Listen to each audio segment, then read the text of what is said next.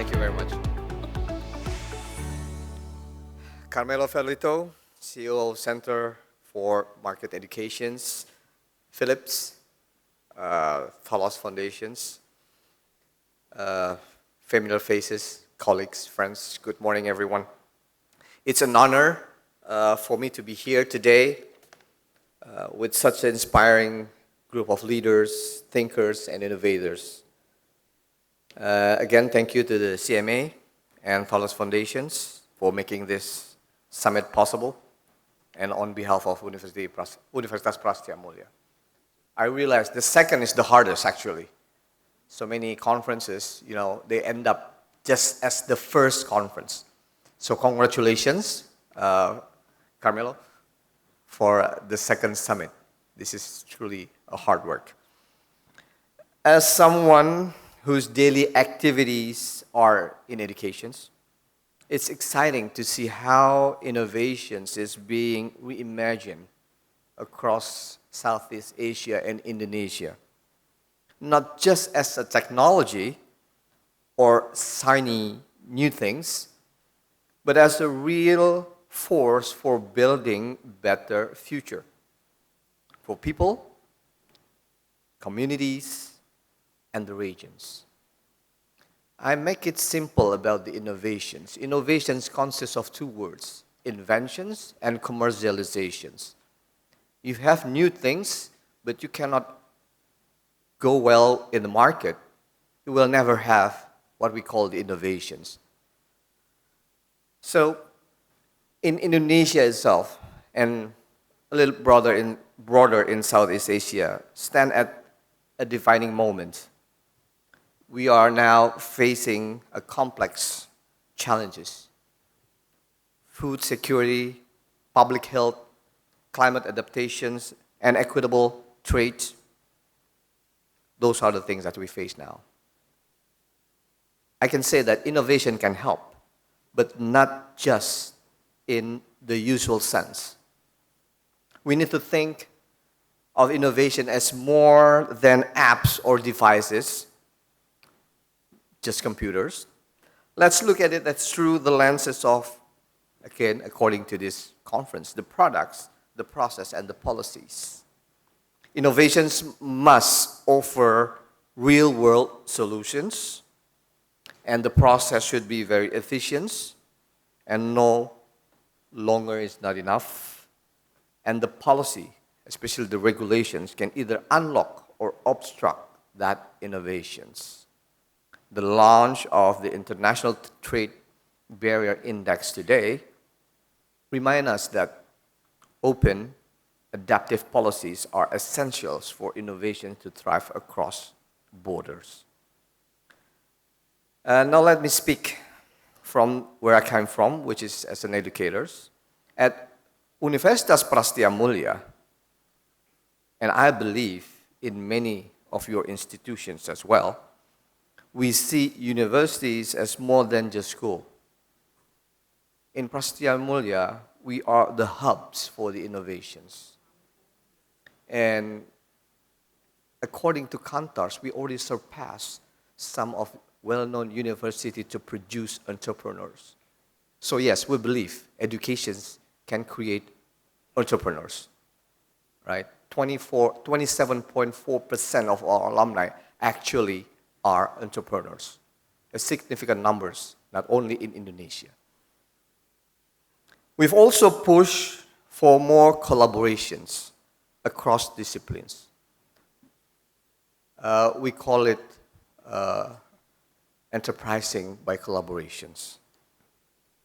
I can give you an example that engineering students in our universities work with business students to design viable, scalable solutions that mix skill is powerful.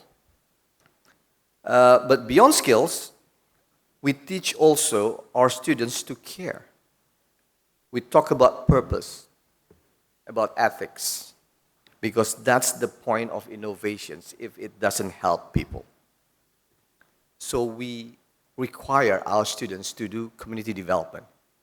I think the second after Gajah Mada University. And we are the private university that require our students to do the KKN. So we also take a pride in connecting what we teach into the real world. Our students work with local entrepreneurs, especially in rural areas. They help grow small businesses. Sometimes it's about finance, other times about marketing, or even helping to digitize simple operations. For many of our students, this is a life-changing experience considering they come from middle class. They see firsthand that innovations doesn't always look like a high tech. It can be helping farmers, small enterprises, access better tools, or supporting a craftsman woman to sell her products online. This, to me, is the heart of the innovations, when it creates real positive change for people who need it the most. We see development not just in GDP, but in well-being, capability, and resilience. But let's be honest. No one can do this alone. That's why I'm such a big believer in collaborations. Collaborations between university, governments, business, and civil society. And this summit is one of the perfect examples. We have researchers, policymakers, private sector leaders, all in one place talking about the same goals. And tools like Trade Barrier Index from the Tholos help us align. I think they can show where we need to improve and where we can grow together. In the academic world, we need to step outside, for my colleague, from the regular journals, and we should contribute directly to policy. At the same time, we need the business world and the government to tell us what's really happening on the ground. That's how good solutions emerge. Ladies and gentlemen, let me end with this.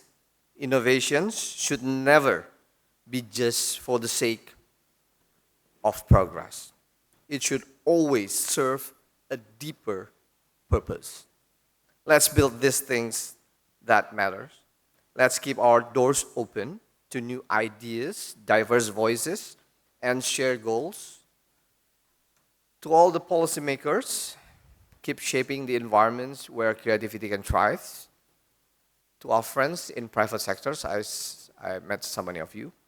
Let's continue to lead responsibly and invest in people and long-term impact.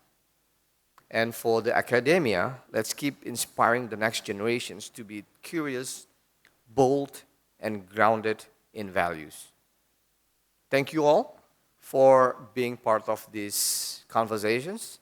I'm excited for what we'll create together. Let's move forward with courage, humility, and collaborations. Thank you very much. Thank you so much, Professor Rahman, for reminding us the importance that innovation should help and provide solutions, real positive change for people